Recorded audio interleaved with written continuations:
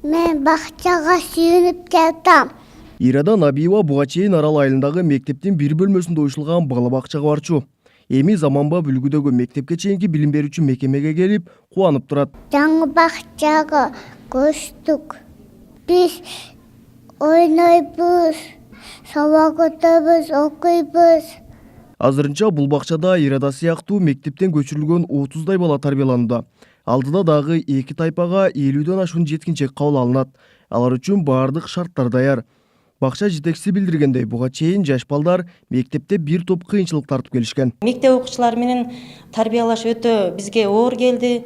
Себеби бир бөлмөнүн ичинде өзүңүздөр билесиздер, шарты жок, немеге дагы ажатканага дагы тышкары менен чыгарып жүрдүк балдар. Эми бакчанын балдары өтө ыңгайсыз болот экен. Бакча кызматкерлери жеткинчектер менен катар ата-энелер да буга чейин бир топ кыйынчылык болгонун жашырышпайт. Анткени Арал айылында балабакча болбогону үчүн балдарын район борборуна алып барып убара тартышчу. Burada чыгым деле көп болчу, коопсуздук жагынан дагы аябай кыжалат болчу элек, алыс жакка жөнөтүп, келгинче неме кылгынча азыр эми жакшы. Ушул жакын жерге эле беребиз деген ойдо ошо сүйүнүп турабыз да. Жалпы элдерибиз бардыгы ошо кубанычта турушат. Аталган балдар бакчасы 16 миллион сомдон ашуун каражатка бүткөрүлгөн. Анын баары Нукен районунун өнүктүрүү фондунан каржыланган.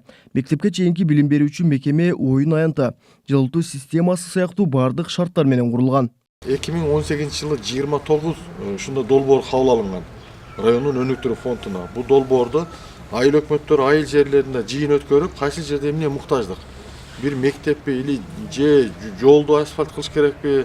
Же bir sport kompleks salış kerekpi degендерден азыр район боюнча 5 спорт комплекси бүттү, 6 балабакча бүткөрүлдү да. Нукенде райондун өнүктүрүү фондунан курулган бул сыяктуу дагы 5 балабакча бүткөрүлгөн. Аларда жакынкы күндөрү пайдаланууга берилмекчи.